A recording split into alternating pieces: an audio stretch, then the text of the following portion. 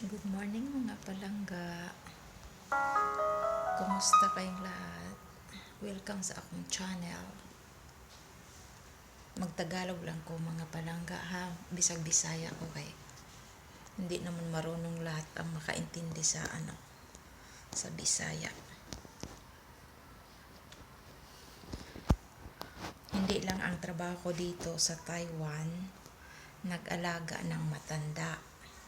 Ito, maghiwa din ako ito yung ang pangalan dito sa Taiwan is Moar. Pero sa atin hindi ko alam kung ano tawag nito. Yung nakadikit sa kahoy, maputi, puti doon sa atin, pero dito maitim. Pero ano to siya yung parang inaalagaan nila doon sa farm. Iyon, ito ang trabaho ko.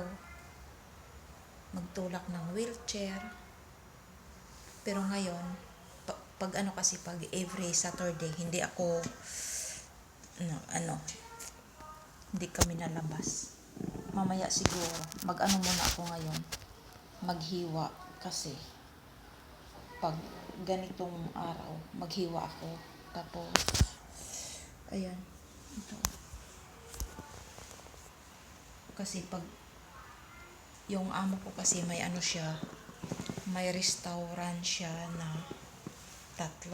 Tapos pinapatulong niya ako maghiwa ako ng ganito tuwing wait lang, magkuha lang ako ng maanuhan sa cellphone ko. Maghiwa ako every Saturday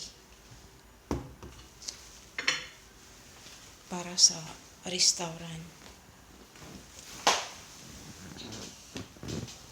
Ito yung kusina sa amo ko, sa bahay ng amo ko. 7 years na ako dito mga palangga. Yung unang alaga ko si Lolo, nakaalaga ako noon 1.5 years. Then si Lola, basta 7 years na ako dito sa bahay na to. Ito, maghiwa ako. Kaya yung iba na gustong mag-abroad, hindi kayo magsabi na ang trabaho nyo is isa lang. Oo, pag galing tayo doon sa Pinas, sabihin na ang trabaho natin pagdating dito, yun lang.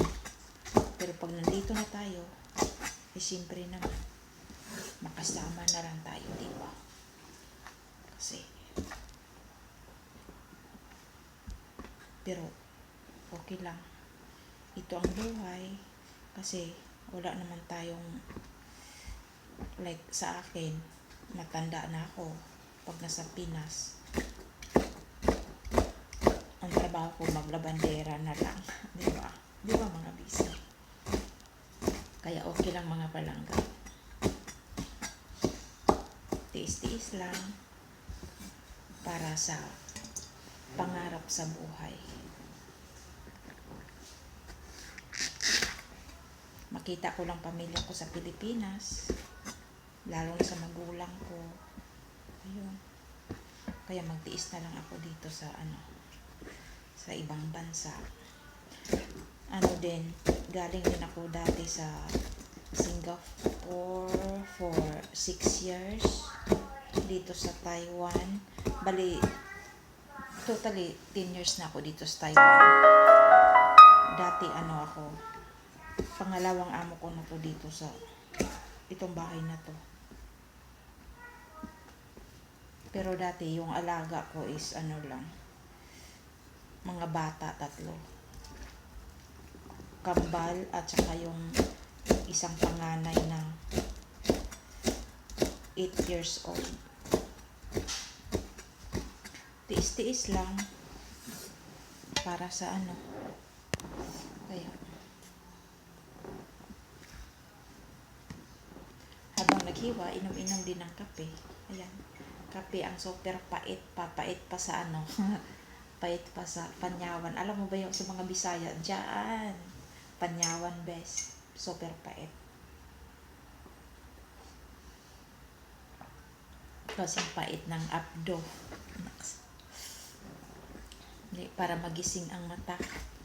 Madilat yung mata kasi hirap na baka masama sa paghiwa. Kaya sa mga palangga ko dyan, kumusta kayo lahat? Sana hindi kayo magsawa sa pag-subscribe, sa pag-watch sa video ko.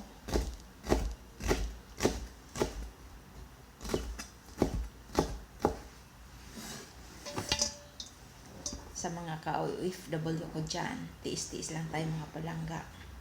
Kasi mas lalong mahirap tayo doon sa atin. Hanggat sa makaya pa natin magtrabaho, trabaho muna tayo kasi para sa future ba? Future. Para sa future. Future para makabili tayo ng bigas. Bigas na NFA. Di bali na lang, di ba? Masarap na sa akin yung bigas na gano'n.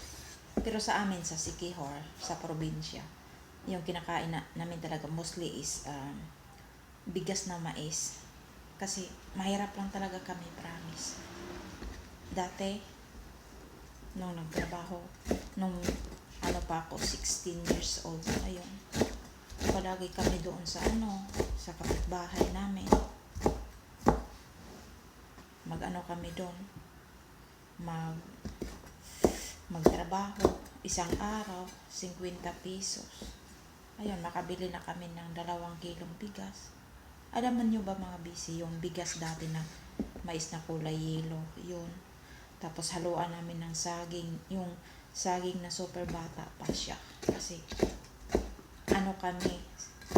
siyam kami na magkapatid. Bali ako yung pangatlo. Kaya, ang daming mga pinaghirapan sa buhay ko. Ang dami. Kaya, gulang, hindi lang tayo mag-give up kasi ang nasa taas na lang ang natin eh. Kasi hindi naman tayo bigyan ng problema pag hindi natin kaya, di ba? Kaya tiis-tiis lang. Makasurvive din tayo. Lang tayo, dasal lang na makaya natin lahat. Diba?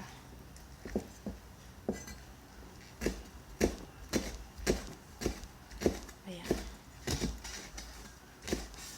tiis-tiis lang.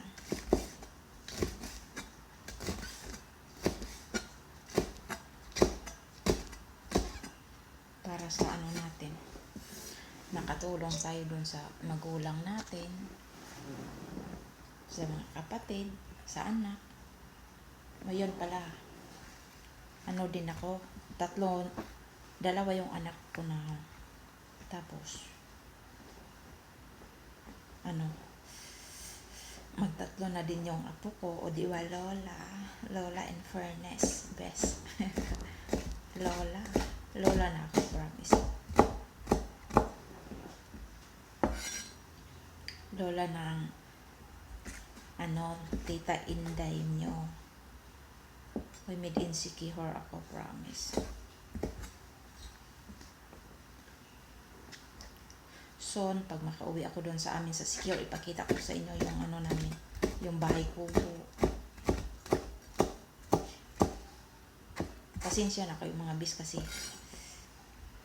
baguhan lang ako kasi sa YouTube. Hindi pa ako marunong mag-edit at saka isa pa, mumurahin ang cellphone ko mga inday, mga dudong palangga. Ang cellphone ko mumurahin lang kasi kaya hindi ako marunong mag-edit ng mga yan. Kaya video lang ako ng video kung anong maano ko kasi at least may may upload. Yun lang. Kasi hindi ako marunong. At saka isa pa, hindi naman kasi ako as in super sa mga English kasi high school lang ako mga palang. Kaya, ayun. Wala naman akong pinag-aralan na super na nakatapos ako ng kolehiyo. Wala. High school lang ako. Kasi mahirap lang kami. Pero kahit na hindi ako nag-give up. Kasi kahit papaano, marunong ako magbasa. Hindi naman inaamin ko naman hindi ako marunong magbasa yung pinaka sa English na Kaya, di bali na lang. At least marunong ako magsulat. Kaya, nung nag-fill up nga ako dito sa YouTube, yung lang ako, nakapagtsamba-tsamba lang kung ano yung pinipindot ko kasi marami akong tinatanong kung paano sa YouTube para makapag-register pero wala namang magsabi. Sabi nila hindi alam pero nakapag-YouTube naman sila. Kaya ako, tinatry ko na lang kung makapag-YouTube ako. Kung paano magpindot. Tapos ayun. Yung patsamba-tsamba na lang ako hanggang kasi hindi ko naman maintindihan yung mga English. Kaya ayun, nagpatsamba na lang ako kung ano yung mga pindot. Nagsimula ako nagapindot mga mga alauna ata ng hapon. Kasi hindi ako makatulog. Yung alaga ko natulog siya. Tapos ayun, hindi ako makatulog. Pindot lang ako ng pindot kasi noon ko pa talaga pinangarap na magkaroon ako ng YouTube channel. Kaso nga, hindi ako marunong. Marami akong tinatanong, ganun. Kaso, yung mga iba naman na YouTuber, hindi naman magsabi na kung paano. Siguro, ayun, di ba? Pero, tinatry ko na lang. Patsamba-tsamba na lang ako sa pagpindot, ganun. Hanggang sa nakapag ako. Mga bandang alas 4 ata. Ayun. Nakatanggap ako ng confirmation galing sa YouTube na nakatanggap ako ng confirmation number na pwede na ako makapag-download. Ganon. Ayun. Natuwa din naman ako kasi like kahit papano hindi ako gaano marunong sa English. Natsambahan ko rin na yung pag-register na pwede na ako makagamit sa YouTube. Kaya yun. Kaya walang guys. Walang hindi natin kaya kung lang tayo, mag-try. Tulad din sa buhay natin. Wala din tayong mga problema na pagdaanan kung lang natin, i-pray lang natin sa Lord na kaya natin ang lahat. Kaya, gulang tayo mga palangga kasi may awa din yung Diyos sa atin. Kaya, ang maipayo ko lang sa inyo mga palangga, yung mga viewers ko, huwag lang kayong mag-give up. Kasi lahat naman tayo may mga problema, di ba? Pero ang lang, huwag lang tayong mag-give up. Kasi kaya natin to.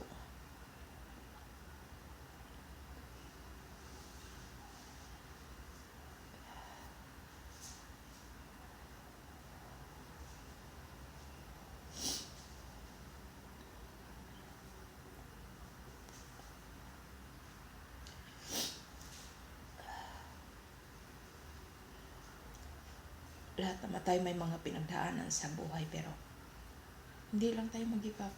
Go lang ng go. Dasal tayo sa Panginoon. Yun. Para maawa din ang Diyos sa atin. Kaya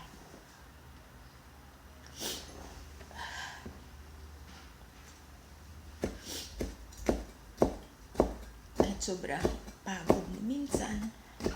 Ako dito, 16 years na ako nag-ibang bansa, pero hindi ko pa rin maiwasan yung mahumsik ako.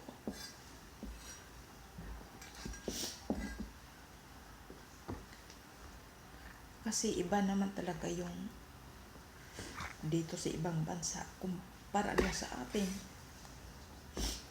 Yung mga okasyon-okasyon, may okasyon sila, ayun, masaya sila, di ba? Pero ano, tiis lang, tiniis ko ang lahat.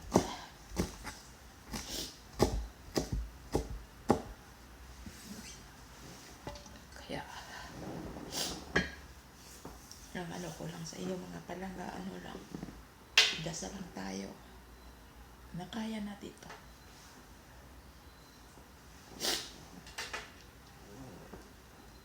May awa din ang Diyos.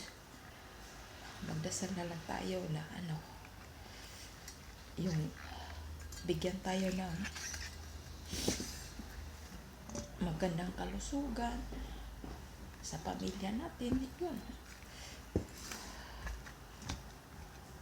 Kaya gulang tayo mga balangga, yun lang. Basta ingat tayo palagi, lalo na dun sa mga ka-OFW ko. Ingat tayo palagi dito sa ibang bansa kasi ang hirap magkasakit. Wala tayong magulang dito, kamag-anak. Kahit may kamag-anak tayo dito, pero malayo naman tayo sa isa't isa, di ba? Kaya ano ko na lang, mag-ingat din tayo. Pero kahit sobrang ingat natin, maano din, may time talaga na magkasakit tayo. Kaya yung tayo na lang din gamot sa sarili natin. Kasi wala, kahit may sakit tayo dito, trabaho pa rin.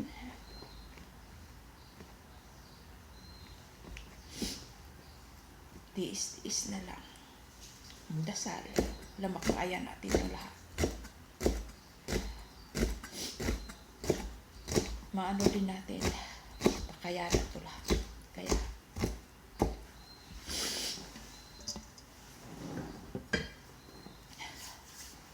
ingat lang tayo mga palangga. Sana hindi kayo magsawa sa pag-subscribe sa channel ko.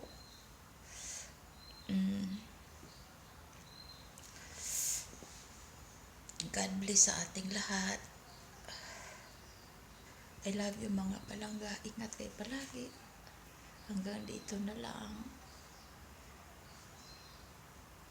Please don't forget to like, subscribe, and press the bell. Thank you and God bless.